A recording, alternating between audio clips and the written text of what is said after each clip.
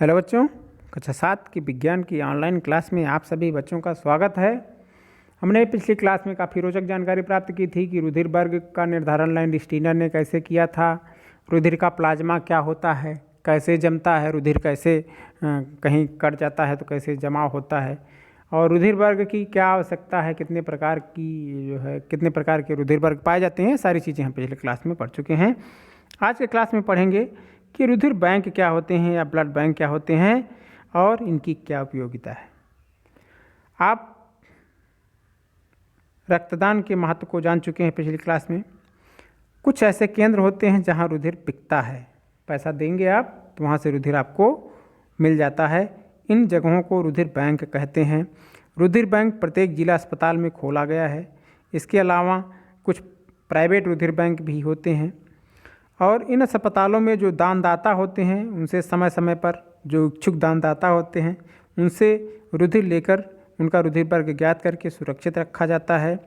और आधुनिक इस रक्त को सुरक्षित रखने के लिए आधुनिक उपकरण और विधियों द्वारा इनको 4.5 डिग्री सेल्सियस से, मतलब कितने फ़ारेनहाइट हुआ, 40 फ़ारेनहाइट पर कांच की, प्लास्टिक की वायुरुद्ध बोतल में सुरक्षित रखा जाता है। कहाँ रखा जाता है? जहाँ पर 4.5 डिग्री सेल्सियस टेम्परेचर को मेंटेन रखा जा सके। रुधिर को रुधिर बैंकों में संरक्षित रखने के लिए उसमें एक केमिकल मिलाया जाता है जिसे हम सोडियम साइट्रेट नाम से जानते हैं, जिससे कि इसमें कोई खराबी उत्पन्न ना हो और यह आवश्यकता पड़ने पर उसमें से वर्ग का मिलान करके वह रोगी को चढ़ाया जाता है। और वह संस्था या स्थान जहां विभिन्न वर्गों के रुधिर सुरक्षित एवं संग्रहित रहते हैं वह स्थान रुधिर बैंक कहलाता है। और विश्व का सबसे महत्वपूर्ण रुधिर बैंक रेड क्रॉस सोसाइटी है, यह आप ध्यान में रखेंगे। तो रुधिर बैंक होते हैं जहाँ पे जो इच्छुक दानदाता हैं वह रुधिर का दान करते हैं, ब्लड डोनेट करते हैं और उनको वहाँ पे सोडियम साइट्रेट मिला करके 4.5 डिग्री सेल्सियस पर रखकर प्लास्टिक की या कांच की बोतलों में सुरक्षित रखा जाता है। और आवश्यकता पड़ने पर उचित वर्ग का रक्त जो मरीज है या बीमार है जिसको आवश्यकता है उसको उपलब्ध कराया जाता है। कैसे रक्त का आदान क्या है या रक्तदान क्यों करना चाहिए, इसके महत्वपूर्ण बिंदु के बारे में जान लें। रुधिर बैंक में अगर रुधिर की निरंतरता बनी रहे तो इसके लिए दान की आवश्यकता है, नहीं तो लोग लेते रहेंगे, ख़त्म हो जाएगा। तो क्या होगा कि इसके लिए रुधिर दान की आवश्यकता है। और रुधिर दान एक स्वस्थ नागरिक से लेकर निजी संगठन के कार्यकर्ता द्वारा, किसी भी द्वारा किया जा सकता है। रुधिर देने वाले व्यक्ति के रुधिर का परीक्षण किया जाता है। रुधिर परीक्षण अनेक गंभीर बीमारियों से मुक्त रक्त प्राप्त करने के लिए किया जाता है, जिसको जैसे कोई बीमारी ना हो, HIV, hepatitis B, C, PDRL, syphilis, malaria, इन सब बीमारियों का परीक्षण किया जाता है। और अगर यह सब इन बीमारियों में वह पॉजिटिव आता है इस परीक्षण में तो उस व्यक्ति का रक्त नहीं लिया जाता है, कोई बीमारी है। इसी तरह विषाणु, जीवाणु, प्रोटोजोआ से मुक्त रुधिर ही रुधिर बैंकों में संरक्षित किए जाते हैं। कहने का मतलब पूरा टेस्ट किया जाता है, कोई बीमारी नहीं है, कोई नशा तो नहीं करता है व्यक्ति, किसी तरह की खराबी उसके रक्त में तो नहीं है, तो उसी का रुधिर लिया जाता है और उसको सुरक्षित रखा जाता है।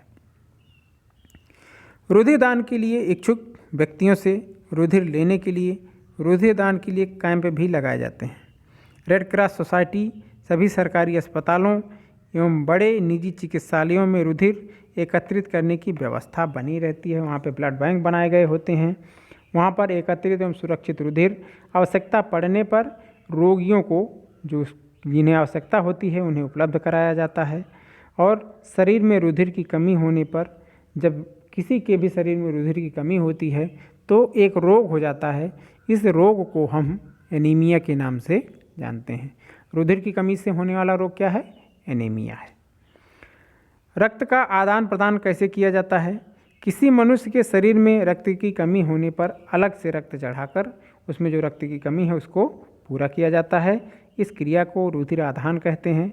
इस प्रक्रिया में दाता, देने वाला और ग्राही मतलब लेने वाला दोनों के रक्त वर्गों का सुमेल किया जाता है, जैसे कि इस तालिका में दिया गया है। सबसे पहले रोगी का रक्त वर्ग ज्ञात किया जाता है और रुधिर बैंक से उपलब्ध कराए गए समान रुधिर वर्ग के रक्त को रोगी के शरीर में आवश्यकता अनुसार चढ़ाया जाता है। और कैसे हम मिलान करते हैं या इस तालिका में दिया गया है, ध्यान देंगे कि किस रुधिर वर्ग के कौन किसको रक्त दे सकता है या इस तालिका में दिया गया है। ध्यान से इसको अच्छे से समझ लेंगे। इसका स्क्रीनशॉट लेकर के हम बड़ा कर दे रहे हैं।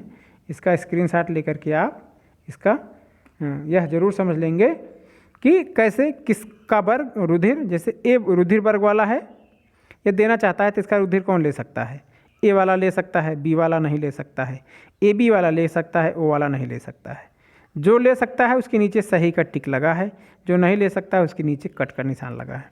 तो इससे आप समझ सकते हैं कि कौन रुधिर ले सकता है, कौन नहीं ले सकता है। इस तालिका को अच्छे से पढ़ लें। और यह देखा जाता है कि रुधिर चढ़ाने से पहले काफ़ी उसकी जांच होती है कि कोई बीमारी नहीं है, या जो आजकल तो यह भी किया जा रहा है कि जो रक्त प्राप्त होता है वह उस पर लेबल लगा रहता है कि यह बीमारी मुक्त है, HIV मुक्त है। ये सारी चीज़ें जो हैं वह उस पर लिखा रहता है। इसके अतिरिक्त रक्त जो है रोगाणु, प्रोटोजोआ, कवकों से मुक्त भी होना चाहिए। ऐसा ही रक्त रोगी के शरीर में डॉक्टर की देखरेख में चढ़ाया जाता है या चढ़ाया जाना चाहिए। रुधिर देने वाले को दाता तथा रुधिर प्राप्त करने वाले को ग्राही कहा जाता है। और रुधिर वर्ग ओ को, ध्यान देंगे बच्चों, रुधिर वर्ग ओ को सर्वदाता रुधिर वर्ग और रुधिर वर्ग ओ को सर्वदाता और AB को सर्वग्राही रुधिर कहा जाता है। कैसा?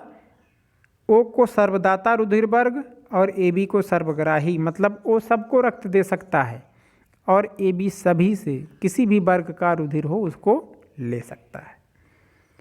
रुधिर आदान के लिए समवर्गीय व्यक्तियों का चयन करना चाहिए। सबसे ज़्यादा पहले किसका चयन करना चाहिए? जो समवर्गीय होते हैं। तो यह था जंतुओं में परिवहन। पौधों में परिवहन थोड़ा सा देख लें। पौधों की पानी डालते हैं हम लोग, और पानी को डालते हैं तो मुरझाए हुए पौधे को जब पानी मिलता है तो कुछ देर बाद उसकी पत्तियां हरी भरी दिखाई देने लगती हैं। यह जल जो है जड़ों से पत्तियों तक कैसे पहुंचता है? पत्तियों में प्रकाश संश्लेषण की क्रिया में बना भोजन पौधे के विभिन्न भागों तक कैसे पहुंचता है? दरअसल जो पौधे होते हैं उनकी जड़ों से लेकर पत्तियों तक नली या वाहिनियों का एक तंत्र होता है, मतलब नलियां फैली होती हैं जड़ से लेके पत्ती तक। यह 2 प्रकार के जटिल ऊतकों से बने होते हैं। एक को कहते हैं दारू या जाइलम, दूसरी प्रकार की नली को कहते हैं पोषवाह या फ्लोएम। तो दारू या जाइलम जो है वह जाइलम जड़ द्वारा जो जल अवशोषित होता है, जल एवं खनिज पदार्थ, उसे घोल के रूप में तनों से होता हुआ विभिन्न पत्तियों तक पहुंचाने का कार्य करता है। जड़ से पत्तियों तक पानी कौन पहुंचाता है? पानी और खनिज लवण, जाइलम। और उसी तरह जो पत्तियों में भोजन बना हुआ होता है उस भोजन को घोल के रूप में पौधों के विभिन्न भागों में पहुंचाने का कार्य फ्लोएम करता है। तो 2 तरह का तंत्र, जाइलम और फ्लोएम। जाइलम जल का परिवहन करता है पूरे पौधे के शरीर में, और फ्लोएम उसमें जहाँ भोजन की आवश्यकता होती है वहाँ भोजन पहुँचाने का काम कौन करता है? फ्लोएम करता है। तो 2 तरह का परिवहन तंत्र पौधों में भी पाया जाता है। इस अध्याय में हमने क्या क्या सीखा? यह अध्याय पूरा हो चुका है और इस अध्याय में हमने क्या क्या सीखा हम यह देख लें। अधिकांश जंतुओं के शरीर में प्रवाहित होने वाला रक्त शरीर के विभिन्न कोशिकाओं को भोजन और ऑक्सीजन वितरित करता है।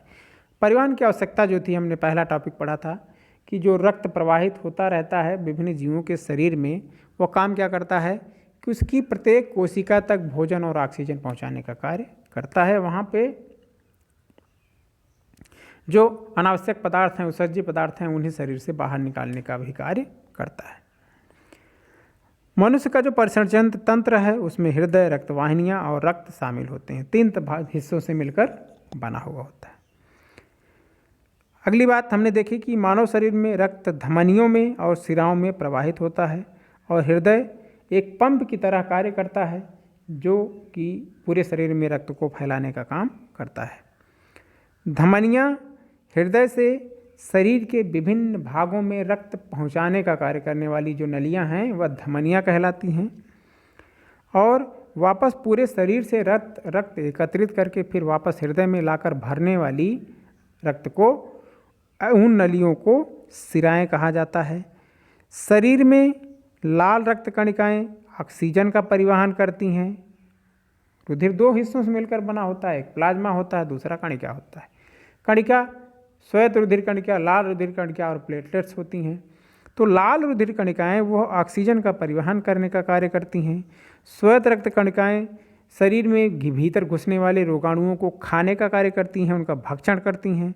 और प्लेटलेट्स जो है वह कहीं भी कटफट हो जाता है तो वहाँ पे रक्त को जमाने में सहायता करता है। रुधिर वर्ग 4 प्रकार के होते हैं। रुधिर वर्ग ए, बी, ए बी तथा ओ, 4 तरह के रुधिर वर्ग लैंडस्टीनर ने बताए हैं। किस प्रकार बताए हैं इस पर हमने इसी क्लास में चर्चा की है। रुधिर की कमी से होने वाला रोग एनीमिया कहलाता है। मिट्टी में उपस्थित जल और खनिज पदार्थों का अवशोषण जड़ में उपस्थित मूल रोमों द्वारा होता है और जल, खनिज पदार्थ एवं भोजन का पौधों के विभिन्न अंगों तक पहुंचना, शरीर के विभिन्न अंगों तक पहुंचना संवहन कहलाता है। और जो तंत्र इस कार्य को करता है, जल और भोजन को पहुंचाने का, वह संवहन तंत्र कहलाता है। जो ऊतक इसमें लगा रहता है उसे संवहन ऊतक कहते हैं। और जल एवं खनिज पत्तियों से भोजन का संवहन विभिन्न अंगों तक पहुंचाने का काम फ्लोएम द्वारा होता है। तो ये सारी बातें हमने इस क्लास में सीखी हैं और इस लेक्चर इसी के साथ यह क्लास पूरी होती है। और इस क्लास से संबंधित कोई भी डाउट होता है तो आप हमसे ज़रूर पूछें कि परिवहन तंत्र में कोई भी टॉपिक आपको डाउटफुल रह गया है, समझ में नहीं आया है। बाकी आपसे मिलेंगे अगली क्लास में। गुड लक, वेल विशेष, शुभकामनाएँ।